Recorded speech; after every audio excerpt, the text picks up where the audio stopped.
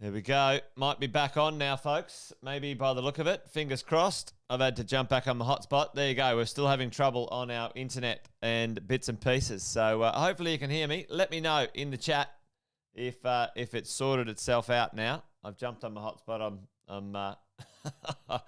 Anyway, still having trouble trying to figure it out. Yeah, they could be attacking. I think there's something, a setting in my router server that's stopping things right now. But anyway, let me know, folks. You can hear me, which is good. That's great, Graham. We're back on track, which is fingers crossed we can stay that way. But anyway, wow. Anyway, so there you go. Technology. Hopefully we can continue our Wealth Coffee chat today. Welcome along. Welcome along. Good to see all of you on the stream. There's only a few this morning because probably we've fallen over too many times. Hey, morning, Joel. Yeah, might be too. Aaron, Graham, good morning. Melinda, good morning to all of you guys. Good to see you. Alvin, great to see you online this morning. Hey, listen, Kevin's all the way from Florida. Great to see you, mate. As always, hope you're well. If you don't know, if you're new, there's Jeff. If you're new, there's my name. Been property investing well over 20 years.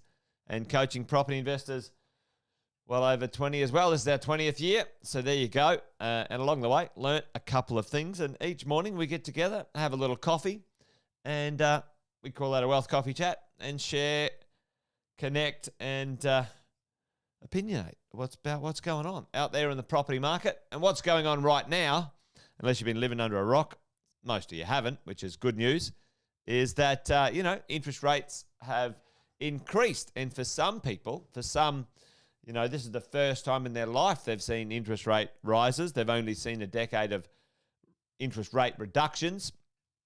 And it's a little bit of a shock to the system. But what I wanted to do today is do part two of our conversation from the other day. Part two from the other day, the rate hikes.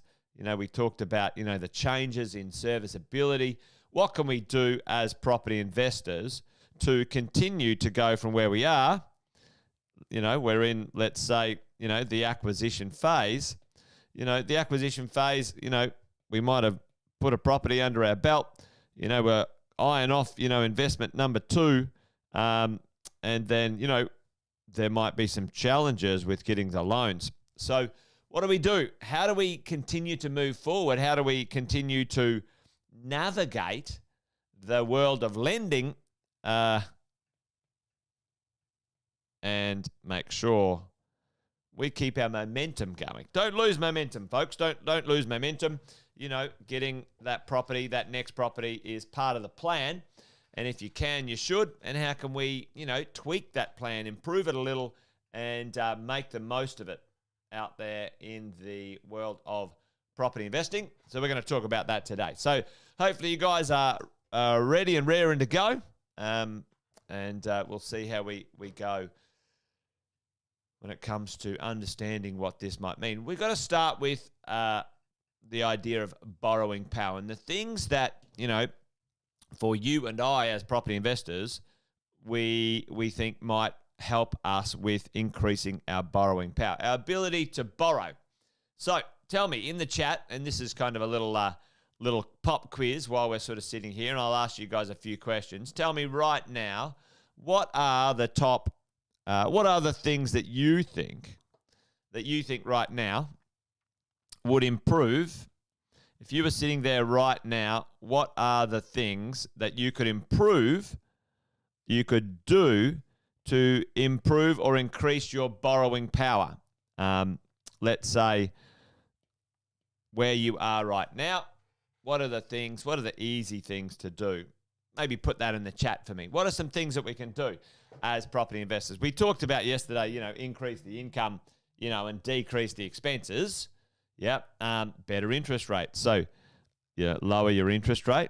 Sometimes that will work for sure. Increase your income. Yep. Totally. So we've got two. So one sort of increase and decrease.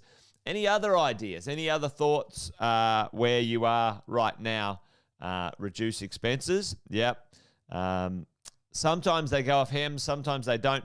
That's tuning up a little bit, Alison, right now.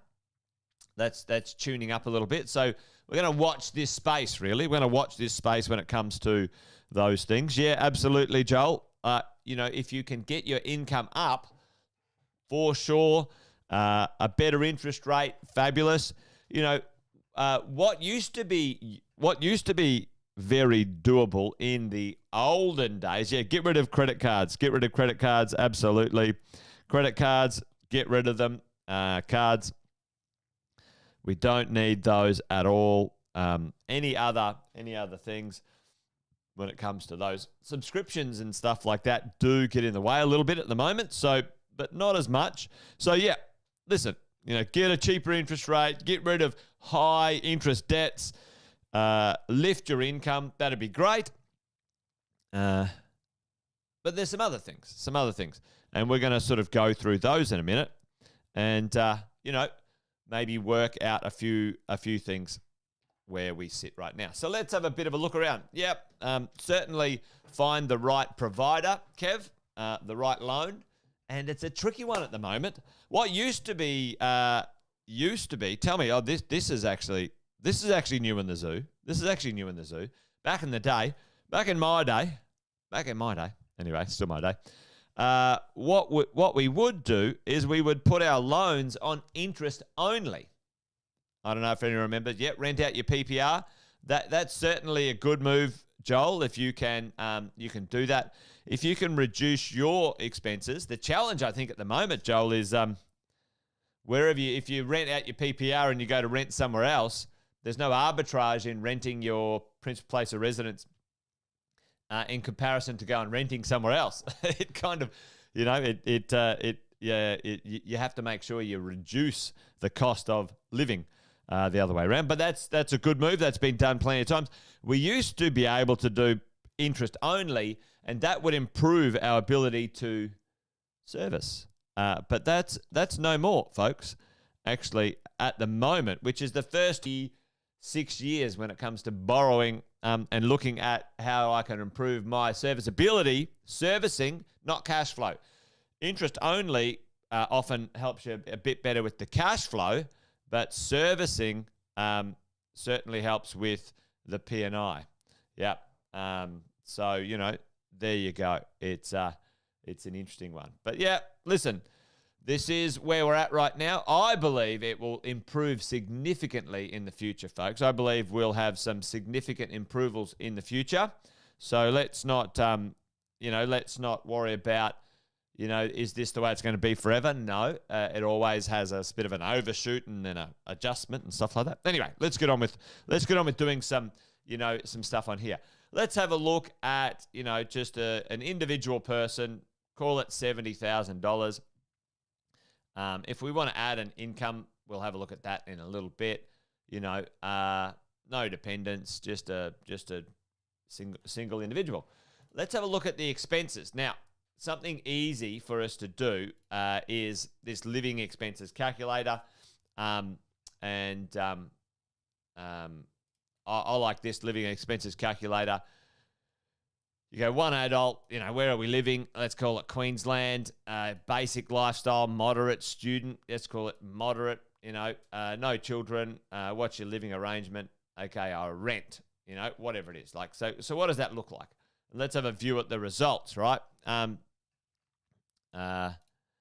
Look, certainly the next 12 to 24 months, mate, for sure. I'd say that. I'd say we are going to see a couple more interest rate rises before the end of the year. I think it'll be all done and dusted by the end of the year or early next year. I think we'll see some reductions in interest rates come mid next year or maybe even earlier, and it'll tune it up. The interest rates are going to land between 5% and 6%, and we've been saying that for a little while. So that's where we're headed.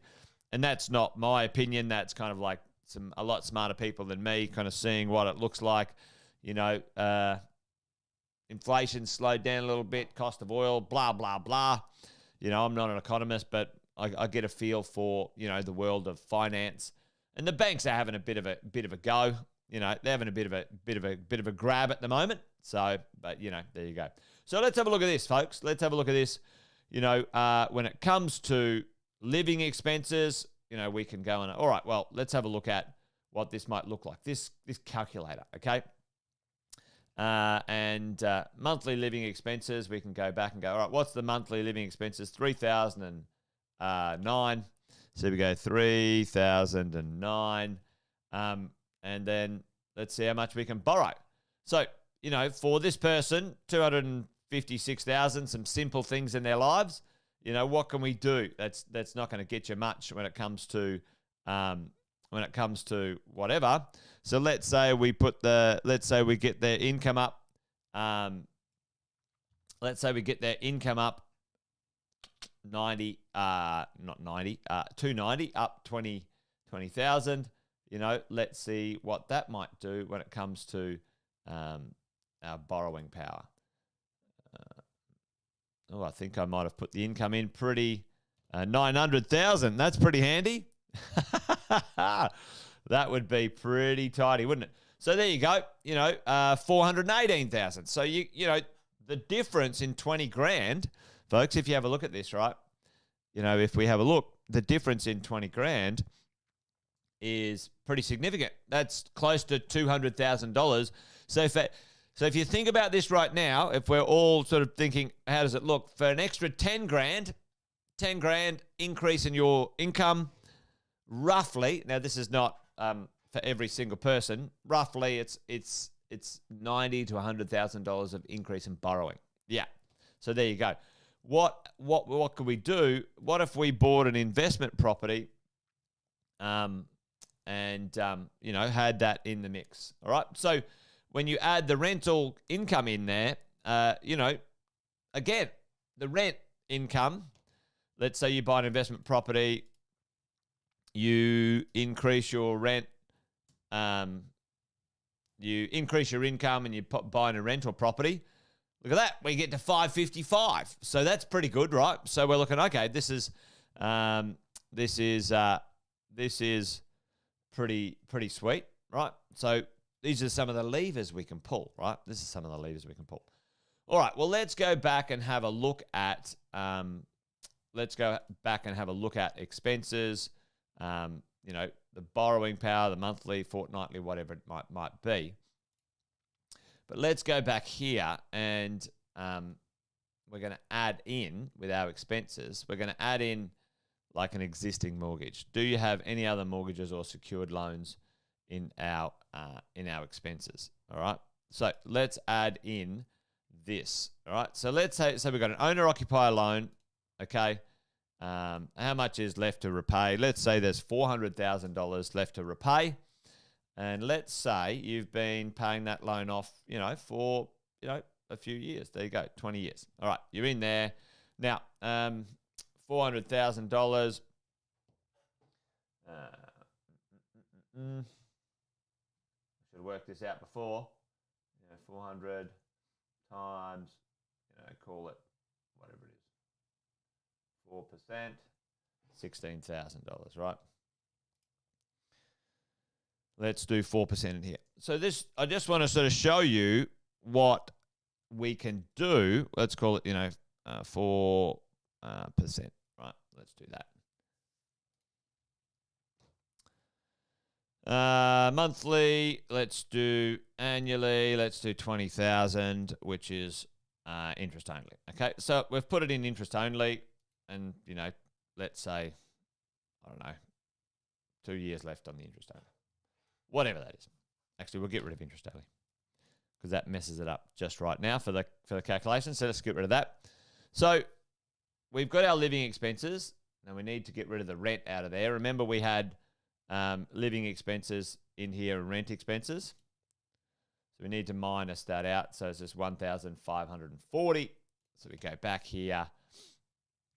Now stick with me on this, 1,540. Because I want to make a point. I want to show you what you can do. Now, see this here, like, whoa, 192,000, right?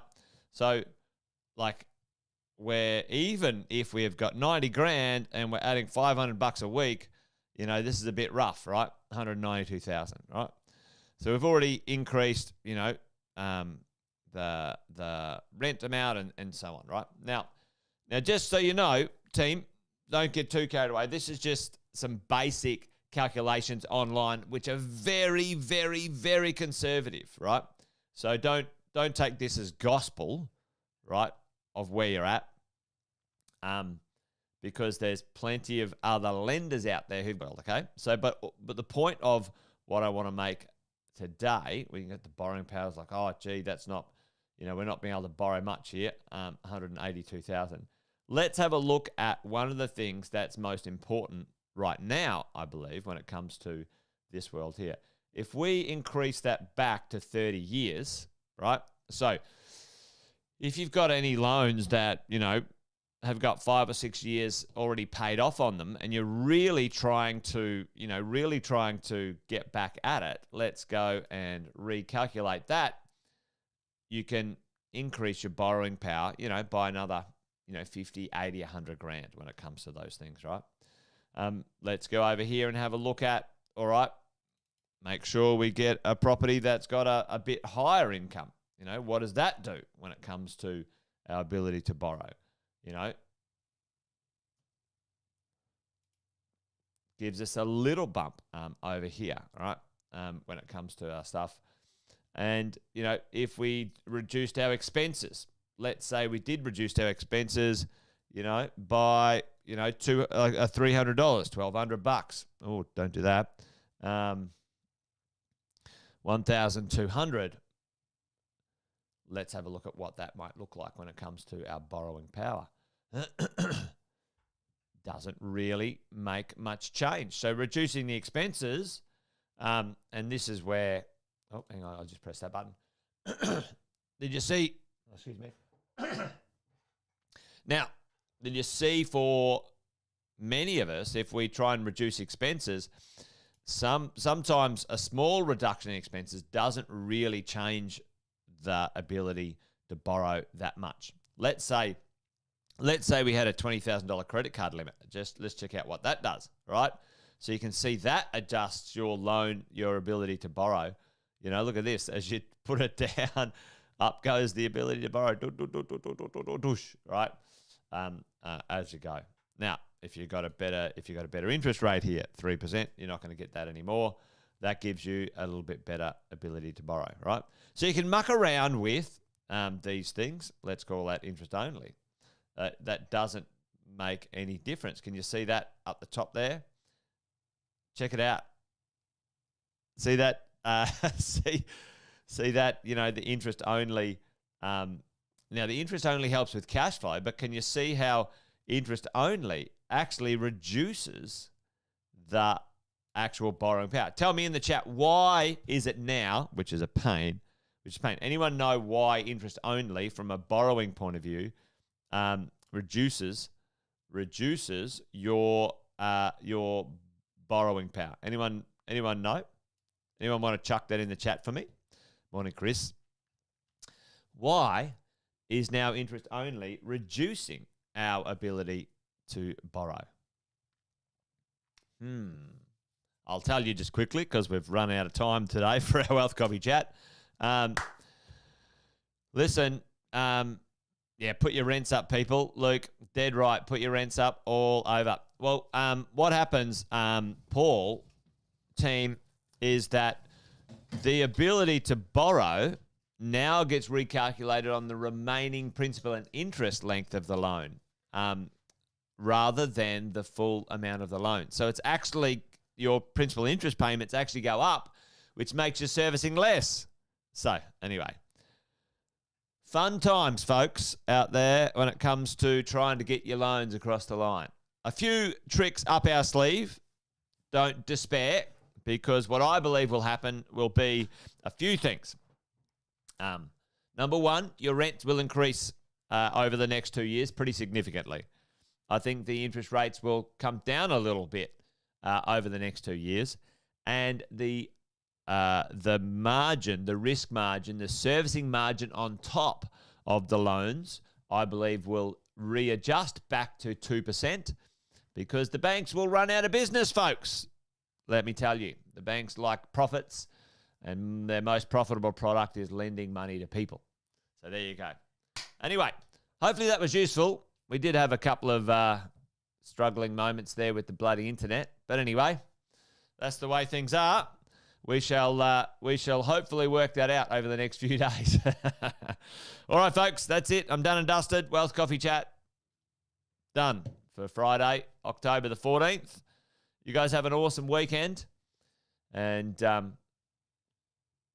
remember, we've got a few sayings around here. This thing's a marathon, not a sprint. It's going to take time. Buy well, never sell. I think that's it. I'm done. Bye, folks. Take care. Bye for now.